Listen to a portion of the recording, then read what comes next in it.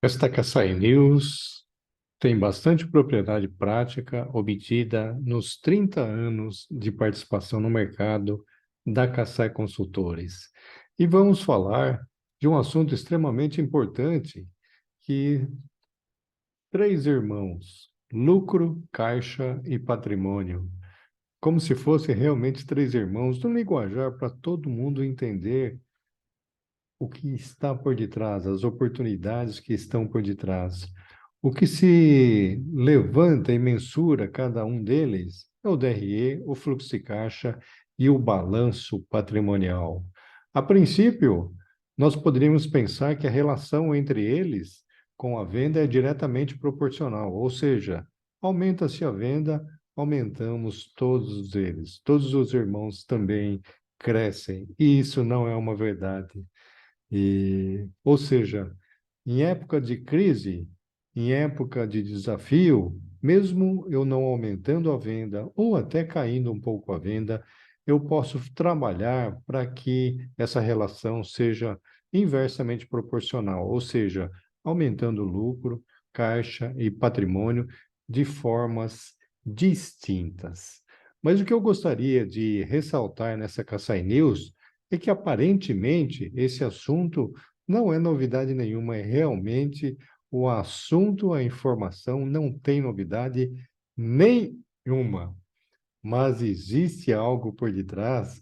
Eu peguei aqui, gosto desse autor, o êxito está em ter êxito e não ter condições de êxito, Fernando Pessoa. Ou seja, para eu fazer aumentar o lucro ou caixa ou patrimônio, além da venda, que eu posso fazer isso sempre, eu tenho que começar mensurando e tomando decisões. E o interessante é que decisões é presente. E para o cérebro tomar decisão, isso eu aprendi com um especialista que só entra verdade. E a porta de entrada pode ser os cinco sentidos ou a intuição para o cérebro. E essas portas são fechadas. Acumulou uma verdade, mesmo que a gente conheça uma outra verdade, o cérebro não aceita. Talvez seja a explicação do porquê a Cassai, com 150 clientes, os maiores do país, alguns crescem mais que os outros e alguns têm uma gestão maior que o outro. E a comparação não está no melhor RP. Eu vou tentar demonstrar isso agora. Pergunte, então, se isso é verdade para a nossa carteira de cliente, que vai desde hospitais, grandes hospitais, Grupo Santa Catarina, logística, serviço, Rede Bandeirantes de Televisão, Bancob, manufatura onde mais concentramos clientes, Sangoban, Weber, Vedacity, Silgan, Albeia, o Grupo Eliane. Educação, temos umas 10 universidades, as maiores do país também, o Grupo Ânima, Uniswan, Unicesumar, a própria FIPECAF. Varejo, nós temos já o Serve, Alimentos, e aí por diante. Alguns outros clientes que nós acumulamos aí nesses 30 anos, Klabin, Honda, Alcan, na saúde, o AC Camargo, a ACD, Unimed, Libes, a Mirales. Outros clientes, Rede Bandeirante, Partagem, Shop, Marisa, Geoserve, Ali Combustível, Copersica e assim por diante. Ou seja, eu vou falar isso baseado nesses cases verdadeiros. Então, olha que interessante. É como se a gente fosse. O que eu vou falar são dicas de como aproveitar realmente isso. E se teremos um ano 2023 desafiador, nós podemos fazer isso. Mas antes de ouvir o que nós vamos mostrar, vamos tentar abrir as portas do cérebro para que isso não seja uma mesmice, ou seja, ele entra por aqui, mas nós não mudamos, não tomamos a decisão, tá? Vamos começar aqui. O grande segredo para isso é um plano de contas, né? Ou plano de vida. Eu tenho que entender através de um plano de conta adaptado para o meu negócio. Mas, Kassai, eu posso usar o plano da Receita? Claro, só que você tem que estar lá dentro totalmente. Se você quiser analisar pelo custeio mais refinado, gerencial, às vezes um centro de custo, que é um único só, tem que ser segregado em dois e a mesma coisa para a conta. E eu tenho que entender a natureza dos gastos, tá? Porque o gasto pode influir ou não em cada um deles. Por exemplo, uma despesa, um investimento ou até um custo. Entendendo cada um deles, eu vou colocar cada um na sua conta, na sua caixinha, no seu grupo de caixinha, que são o centro de custo. Então, um plano de conta é a primeira coisa que nós fazemos para deixar os números, os levantamentos melhores, tá? É fundamental fazer isso e vamos falar um pouquinho de um dos irmãos, que é o DRE, o demonstrativo de resultado. Normalmente se começa aqui em cima a receita de venda e as entradas e vai saindo lá embaixo o lucro líquido, líquido que não tem nada de líquido. Por quê? Porque esse lucro líquido não pagou os investimentos ainda, não tem custo de capital empregado, que é o lucro econômico, ou mais conhecido, o EVA, tá? Se a gente subir um pouquinho mais aqui, despesa administrativa, custos do produto, como é que eu levanto esse custo, né? Se eu tenho um módulo de custeio caprichado, onde eu faço pelas fichas técnicas, composição, roteiro de produção, dependendo do método de custeio, eu vou mudar esse número. Então, eu tenho que atestar que agora, junto no, eu tenho um plano de conta, um bom modelo de custeio para apurar até o próprio lucro do exercício. Mensurando isso, nós vamos agora ver o fluxo de caixa. Olha que interessante. A gente tem um fluxo de caixa pelo método indireto, que ele começa lá dos resultados líquidos do exercício e termina lá embaixo no saldo. Cuidado, esses resultados vêm do balanço. Mas balanço, Kassai, não é por competência? Sim, não tem nada a ver com caixa, mas pode ser caixa, desde que os prazos de recebimento e pagamento estejam balanceados.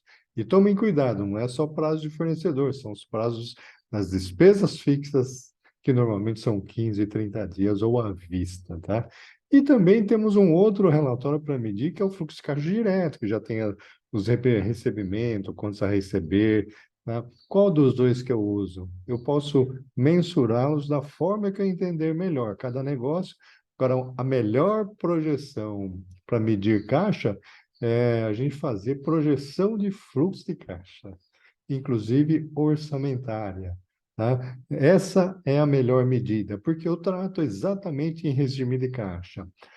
E agora vem o balanço patrimonial. Na minha opinião, é o mais importante. Por quê? Porque ele tem, de um lado, tudo que eu tenho, e do outro, tudo que eu devo. Um menos o outro é o patrimônio líquido, o PL. E ele tem que estar balanceado. O próprio nome diz balanço, ele tem que bater o ativo com o passivo. Tá?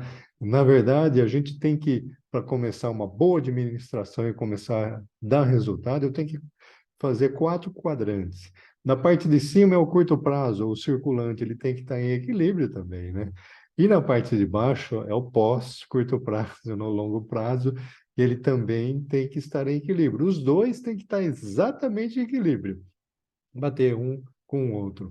Essa educação, eu, na verdade, uma educação econômica financeira, e eu consigo mensurar a saúde empresarial pelo balanço patrimonial. Mas, Kassai, tudo que eu tenho são os ativos, e eu já não é mais preciso corrigir os ativos, os bens, é verdade, né? Se você for vender a empresa, você não vai vender por esse balanço aqui, mas você vai atualizar. Então, eu começo a fazer alguns ajustes gerenciais, como se fosse fazer um valuation da empresa para fazer um gerencial. Então, a dica é o seguinte: além do plano de conta, um modelo de custeio gerencial. E mudei e acrescentar correções, ajustes, que a contabilidade fiscal é falha. Ela é falha por quê? Porque para atender a todos globalmente no Brasil e também as normas internacionais, ela tem que ser padrões. E ela está indo por um caminho que ela está sendo mais usada para mensurar e cobrar e pagar os impostos do que mensurar os resultados empresariais. Então, é de suma importância a gente ter uma contabilidade, um balanço gerencial para poder fazer as tratativas e aumentá-los. Não falei nada de acordo? Sim, não falei nada de novidade, em desacordo, mas é o seguinte, à medida que eu vou tratar cada um separado, ou seja, quando a gente fala do hoje, é a decisão. E toda decisão gera um resultado amanhã. Então, se eu quiser criar um resultado hoje, eu tenho que tomar uma decisão hoje. E se eu quiser um resultado de amanhã, eu tenho que tomar uma decisão hoje também. Ou seja, o hoje eu tenho que acompanhar a contabilidade e o amanhã é através do budget. Ou seja, o budget é a ferramenta principal para gerar resultados e colocar em direção que a gente quer, aumentando mais caixa e patrimônio. Eu tenho uma experiência prática por 16 anos, ser o diretor financeiro de uma das maiores cooperativas de consumo do Brasil. E lucro zero. Mas quem diria que o caixa era zero ou valuation zero? É nada. Nós já chegamos a ter 70% de um faturamento anual no caixa. Então, assim, administrar separadamente cada um e colocar metas orçamentárias para cada um, eu vou esticando e aumentando os seus resultados. Tá? Mas, Cassaio, diminuiu o lucro, sim, mas tive um crescimento, um recorde de caixa. Valuation nem se fala, né? Mantive os funcionários na pandemia, consegui pagar todos. O que aconteceu é a sustentabilidade e tudo mais, é o valuation da empresa, né? Então vamos lá, eu tenho que fazer o orçamento. Vamos começar o orçamento de lucro. O que que eu posso fazer para melhorar aqui? Olhar o modelo de custeio, né? De longe, o método de custeio da contabilidade fiscal não é o melhor. Por quê? Porque dentro das leis, que é correto na lei, eu consigo alocar despesas de forma a pagar menos imposto. E eu tenho que fazer isso, porque está na lei. Mas eu posso criar um modelo de custeio que eu deixo mais limpo para gerar margem de contribuição horária, tá? Ou a própria margem de contribuição. E isso eu tenho que passar para a área comercial, que são eles que trazem para nós as vendas mais lucrativas. O próprio orçamento de caixa, eu tenho que considerar o orçamento de caixa separadamente, distintamente da venda, inclusive uma venda, mas além da venda. E o que que eu faço? Eu considero o caixa como se fosse um produto nosso. Um banco já faz assim, então eu tenho que ganhar dinheiro, vender dinheiro e comprar dinheiro, prazos, trabalhar, né? Quando eu compro uma camiseta, é em 10 vezes. E se eu quiser pagar à vista, é o mesmo preço. Ou seja, eu não estou comprando um produto só, estou comprando juros e camiseta. E o produto juros pode dar uma rentabilidade até igual ou maior que a camiseta. Tem que tratar isso. Todos nós temos um caixa, ou seja, todos nós também somos um banco, tá? E adicionar isso na carteira de venda e, inclusive, conscientizar a área comercial. Orçamento de valuation, tá? Todo mês eu posso apurar lá o resultado do exercício de lucro, o meu resultado do exercício de caixa e o meu resultado de valuation. E por que a vantagem? Antigamente, o valuation se dava praticamente nos bens tangíveis. Hoje inverteu, tá? A maior parte do valuation está justamente no intangível. ESG, relato integrado, sustentabilidade, a melhor empresa para trabalhar, produtos que não danificam o planeta, o clima. E olha que interessante. Kassai, mas o valuation eu não vou vender minha empresa, mas o dinheiro vai procurar você, tá? Você vai conseguir obter recursos não só da venda, olha que interessante, além da venda, mas recursos de terceiros mais subsidiados, com taxas melhores e, inclusive, com carência, tá? Agora, pequenas coisas que a gente faz, e eu garanto, se você nunca fez, o orçamento base zero é uma das melhores ferramentas para você aumentar o caixa, né? E também aumentar o lucro. E tem a evolução do OBZ, que eu peguei aqui, do The Big Zero, Rodrigo Abdala, Cris, e, na verdade, é a evolução. Ele olha não só as contas controláveis de gastos, né? Despesas e investimentos, mas ele olha também contas agrupadas. Por exemplo, vamos estudar cliente, vamos fazer um acordo com o cliente, fazer um preço especial com o cliente. Esse cliente vai me ajudar a comprar o próprio o custo variável da matéria-prima para mim, porque nós vamos se juntar. Olha que interessante, é fazer uma parceria com o cliente, estudar o cliente, também na organização, onde eu faço um modelo do zero, reformulando toda a organização, também na cadeia de supply chain, onde eu começo a trabalhar preços, compras diferenciadas, e a gente também faz na parte dos gastos de despesa. Então, aqui é interessante, ou seja, na minha opinião, nós estamos fazendo o que a gente fazia há 30 anos, um orçamento bem feito. Ou seja, as decisões de hoje vão gerar resultados no futuro. O futuro é o orçamento. O orçamento é a contabilidade, mas eu não estou apurando o passado, eu estou criando o futuro e, através de cenários e simulações, eu tenho que fazer vários cenários e eu vou chegar num aumento melhor. Posso usar uma ferramenta de planning? Claro, e é onde a Kassai tem sua especialidade. Eu só não entendo como que as empresas confere uma atividade tão importante ainda para fazer em planilha. Não que planilha seja ruim, mas para isso, não foi feito para isso. E há 3 décadas a gente já usava Lotus, Symfony, hoje tem coisas muito mais modernas, que são as ferramentas de planning. Daí eu não posso olhar só o custo local, né, de um profissional, eu tenho que fazer os ganhos, olhar com os ganhos, né? Agora, um ponto mais importante. Quem está no mercado já há algum tempo, como nós, é, eu escolhi ser consultor há 30 anos atrás. Significa, eu tinha condição de outras atividades. Eu podia ser um diretor ou um presidente de empresa. E tive vários convites para isso, mas eu escolhi ser consultor. Mas, Kassai, há consultores que, na verdade, não têm esse background, que não tinha outra alternativa. Não vou criticar um consultor, mas eu já fui criticado com a palavra consultor. A gente trata o consultor como se fosse, eu encontrei essa palavra num livro de Rei Salomão, diligentes. Quem é o diligente? Diligente é aquele que está mais preparado que o rei, mas ele está a serviço do rei, para servir o rei.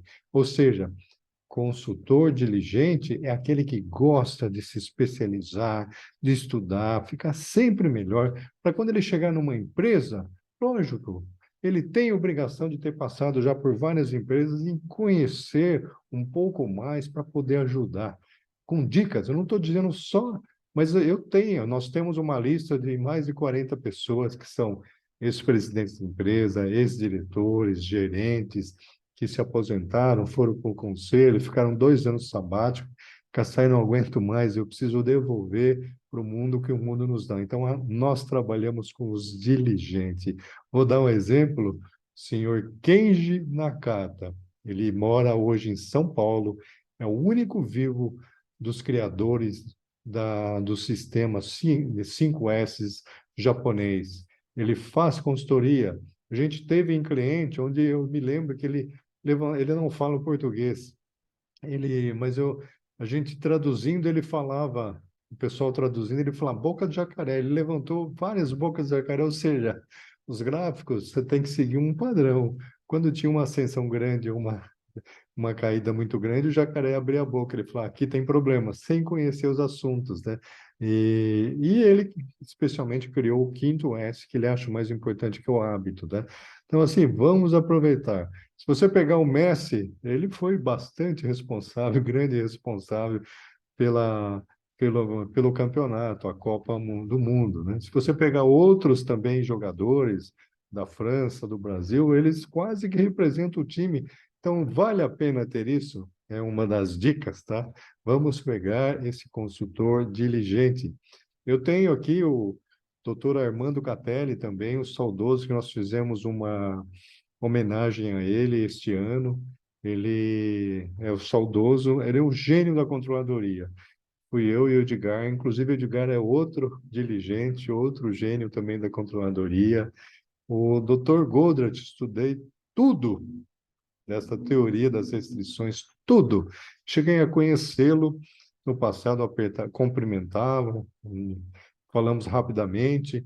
E a teoria das restrições, esses projetos, eles aumentam um pouco mais além da venda, através de melhorias. Assim, a própria margem de contribuição horária foi baseada nesse estudo da teoria das restrições do lead time. Eu garanto para vocês, quem utilizar a margem de contribuição horária exponencia o resultado das vendas de caixa, de lucro.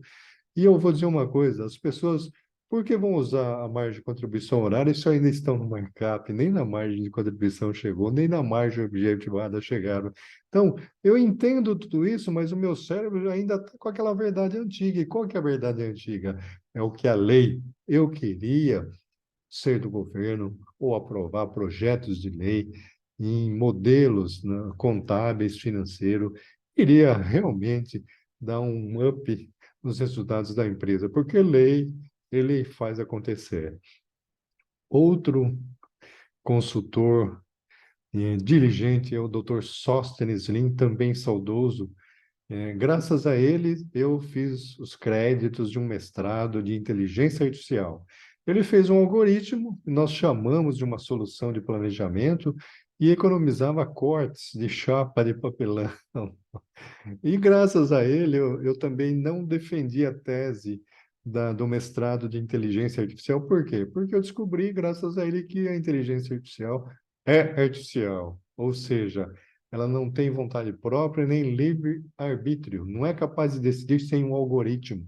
Então eu falei, então eu vou estudar algoritmos econômicos e financeiros. É onde nós trabalhamos, que são as dicas. Vamos aproveitar esses gênios, porque eles estudam para uma vida e nós podemos aproveitar isso para aumentar, além da venda, os nossos resultados. Eu estou dizendo que existem entidades sem fins lucrativos que geram caixa, geram valuation, tá?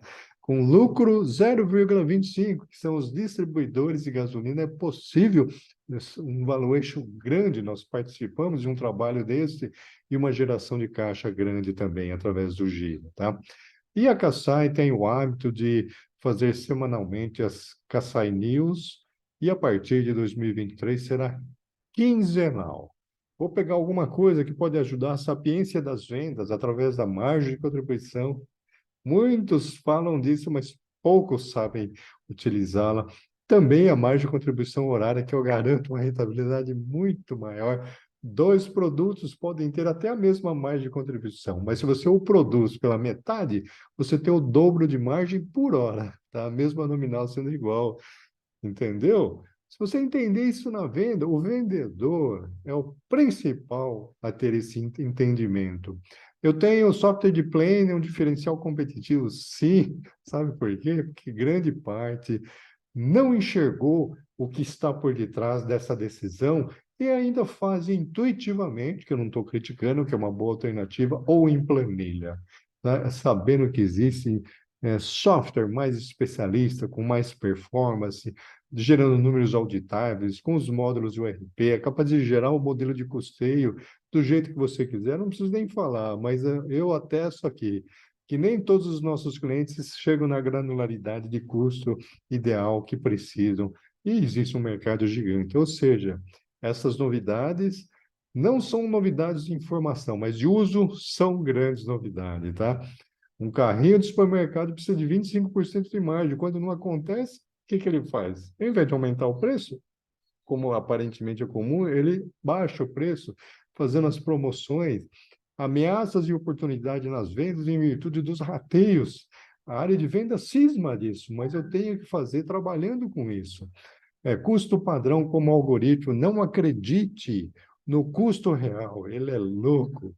O verdadeiro custo real é pelo menos de 3 meses, 6 meses, ou seja, um padrão. E um detalhe, custo padrão não tem um só. Tem um padrão básico para todo mundo. Eu posso ter um específico do Dr. Armando Catelli, onde eu quebro em vários específicos para aquela máquina, para aquele cliente. E um desvio que eu não sei nada, eu faço uma apuração, uma estimativa. Amanhã eu tenho dados e eu elevo ele para um específico ou para um básico padrão. Ou seja, há clientes que a gente quebra 80 custos, valores e custos padrões. Eu melhoro muito o resultado. Na Caçai, você está mexendo muito no resultado. Essa é a questão. Enxergar os três irmãos distintamente, porque distintamente, a partir de um certo ponto, eles andam longe dos seus pais, ou seja, da venda. Eles podem andar um pouquinho mais, um pouquinho menos com as próprias pernas, desde que eu indique para onde caminhar. E utilizando um software de plane, você tem de volta a contabilidade gerencial que há 20 anos atrás era comum, e depois, por questão de redução de custos, cortaram, a princípio, qual delas? A principal, a gerencial, porque não é obrigatória, manteve só fiscal, que é importante também. Mas quando você faz um orçamento, você traz os dados do real no próprio orçamento, e como se fosse fazer ajuste num cenário do real, você cria um real ajustado. De volta à contabilidade gerencial. Olha quanta importância de você usar um software plane. Custos variáveis pertencem aos outros. Se eu classificá-los de forma bem, eu vou saber o real problema de uma empresa, que é o fixo. O variável não é problema nenhum se eu caprichei no modelo. E assim por diante, eu transformo os números. Mas, Kassai, no final você vai ter um DRE, um fluxo de caixa e balanço. Sim, só que eles estarão mais amadurecidos, o crescimento será maior, os ganhos seriam maiores. É como se fosse assim, eu terei esses três irmãos mais saudáveis, tá? E a gente encerra aqui com essa Kassai News também, que foi lançada e faremos um evento em 2023, talvez o primeiro, Budget, como a melhor ferramenta de combate às incertezas de 2003. E prestem atenção numa coisa: o mundo ainda não acordou para a cultura do planejamento orçamentário, que além de transformar as estratégias em números contábeis para a decisão, integra pessoas com as metas da empresa. Tudo é orçamento. O resto ainda é uma decisão a ser tomada. Nós da Kassai desejamos um 2023 com muito êxito. A moto aí eu coloquei por conta própria. Bom ano para vocês.